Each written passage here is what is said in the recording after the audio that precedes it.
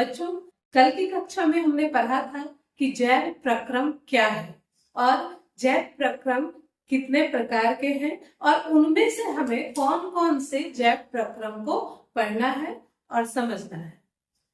तो आइए शुरू करते हैं। जो सबसे पहला जैव प्रक्रम है वह है पोषण यानी कि न्यूट्रिशन। न्यूट्रिशन में सबसे पहले हम देखेंगे कि न्यूट्रिशन को हम डिफाइन कैसे करें। न्यूट्रिशन का मतलब होता है कि भोजन को ग्रहण करना यानी खाना को खाना और फिर उस भोजन का यूटिलाइजेशन करना। यूटिलाइजेशन मतलब उसका उपयोग करना किसमें, तो अन्य जैव प्रक्रम में उसका उपयोग करना, जैसे वृद्धि या फिर अगर कट फट गया है हमारे बॉडी का कोई भी हिस्सा तो उसके मेंटेनेंस के लिए तो अन्य जैविक प्रक्रम में भी भोजन का किस तरह से उपयोग किया जा सकता है, या फिर अगर भोजन करते हैं तो क्यों करते हैं, आपसे यह सवाल पूछा जाएगा तो आप कहोगे कि हम एनर्जी के लिए भोजन करते हैं। तो एनर्जी की जरूरत पड़ती है और एनर्जी प्रोड्यूस होता है रेस्पिरेटरी सिस्टम के द्वारा। फिर कहा जाए कि जब हम भोजन करेंगे तो डाइजेस्टिव सिस्टम भी काम करेगा। तो ये सारे जैव प्रक्रम में फूड का यूटिलाइजेशन होना ही न्यूट्रिशन कहलाता है। अब जब हम यह समझ चुके हैं कि न्यूट्रिशन किसे कहते हैं तो हम देखेंगे कि न्यूट्रिशन के कितने प्रकार होते हैं। तो बच्चों, न्यूट्रिशन के मुख्यतः दो प्रकार होते हैं। न्यूट्रिशन को जैसा कि मैंने पहले कहा हिंदी में पोषण कहते हैं और पोषण के दो प्रकार होते हैं। ये कौन कौन से हैं, तो स्वपोषी पोषण और विषम पोषी पोषण। स्वपोषी अर्थात ऑटोट्रॉफिक न्यूट्रिशन एंड विषम पोषी मतलब हेट्रोट्रॉफिक न्यूट्रिशन। तो बच्चों, जो स्वपोषी यानी ऑटोट्रॉफिक न्यूट्रिशन है वह न्यूट्रिशन का वह प्रकार है जिसमें जीव अपने से, स्व मतलब खुद से, स्वयं, तो स्वयं अपना भोजन तैयार करते हैं। कैसे तैयार करते हैं, तो अपने आसपास जो केमिकल्स पाए जा रहे हैं उसकी मदद से अपना भोजन स्वयं तैयार करते हैं। स्वपोषी पोषण करने वाले जीवों के उदाहरण के रूप में यह सवाल बहुत बार आ चुका है बोर्ड एग्जाम में और प्रश्न आता है कि बताइए स्वपोषी पोषण किन जीवों में पाया जाएगा। तो बच्चों, आपको याद रखना है कि स्वपोषी पोषण सिर्फ और सिर्फ हरे पौधों में पाया जाएगा या फिर ऐसे जीवों में पाए जाएंगे जहां क्लोरोफिल प्रेजेंट होंगे। उसके बाद हम विषम पोषी पोषण को समझेंगे। विषम पोषी पोषण नाम से ही क्लियर है। विषम मीन्स जो अपना भोजन स्वयं नहीं तैयार कर सकते और अपने भोजन के लिए अन्य जीवों पर निर्भर करते हैं, वैसे जीवों में विषम पोषी पोषण पाया जाता है। अब पोषण के यह तरीके हम मानवों में भी पाए जाते हैं और हरे पौधों को छोड़कर मुख्यतः जितने तरह के जीव पाए जाते हैं सब में विषम पोषी पोषण पाया जाता है। अब हम देखेंगे विषम पोषी पोषण के कितने प्रकार होते हैं। तो बच्चों, हेटेरोट्रॉफिक न्यूट्रिशन को फर्दर 3 पार्ट्स में बांटा गया है। ये 3 पार्ट्स कौन कौन से हैं, holozoic nutrition, saprophytic nutrition and parasitic nutrition.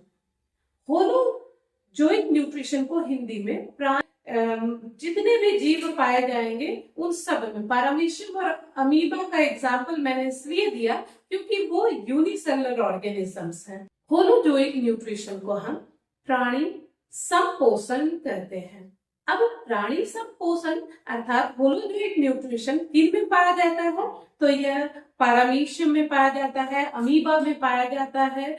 और होलोजोइक न्यूट्रिशन में क्या होता है कि इस पूरे के पूरे प्राणी को या पूरे के पूरे भोजन को अंदर लिया जाता है, पूरे के पूरे भोजन को शरीर के अंदर लिया जाता है और फिर अंदर में ही हम उसे ब्रेक करके अपना भोजन उससे निकालते हैं या अब्सॉर्ब करते हैं, उसको तोड़ते हैं और उससे अपना भोजन अवशोषित करते हैं।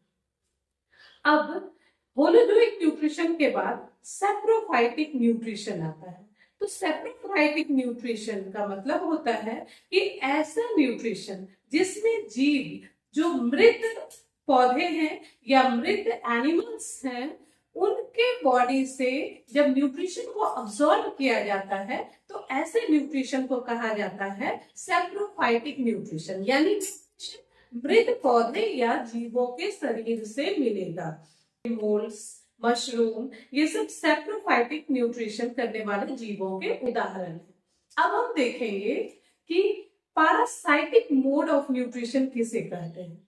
तो बच्चों, parasitic mode of nutrition nutrition का वह तरीका है जिसमें जीवित जीवों के ऊपर कोई जीव रहेंगे या फिर उनके शरीर के भीतर रहेंगे और उनके द्वारा जो भी न्यूट्रिएंट्स ग्रहण किया जाता है या उनकी बॉडी में जो भी न्यूट्रिएंट्स रहता है उसे अवशोषित करेंगे।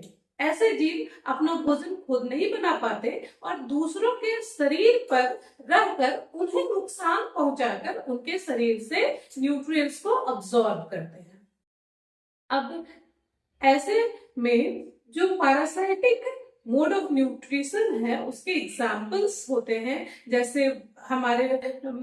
जैसे कि आपने सुना होगा कि बच्चों के पेट में हम कहते हैं कृमि है, तो ये कृमि कहाँ से अपना भोजन लेते हैं? ये हमारे द्वारा जो भोजन ग्रहण किया जाता है उसे ही अवशोषित करके खुद को पोषित करते हैं।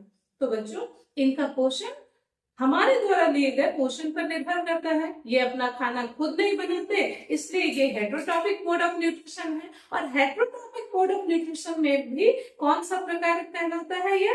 तो पैरासाइटिक। पैरासाइटिक में क्या होता है कि एक जीव दूसरे जीव को नुकसान पहुंचाता है और दूसरा जीव उस जीव को अपने शरीर के अंदर या शरीर के ऊपर आश्रय देता है, उसे भोजन प्रदान करता है, फिर भी वह नुकसान में होता है।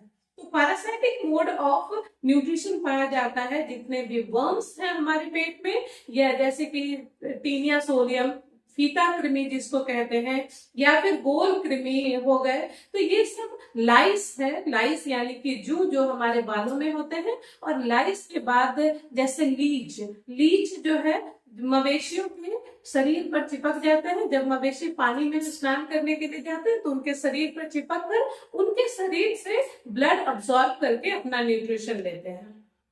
तो इस तरह से हमने देखा बच्चों कि हेटेरोट्रॉपिक न्यूट्रिशन कितने तरह के होते हैं।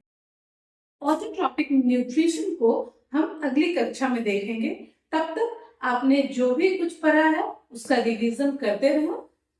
तब तक के लिए धन्यवाद।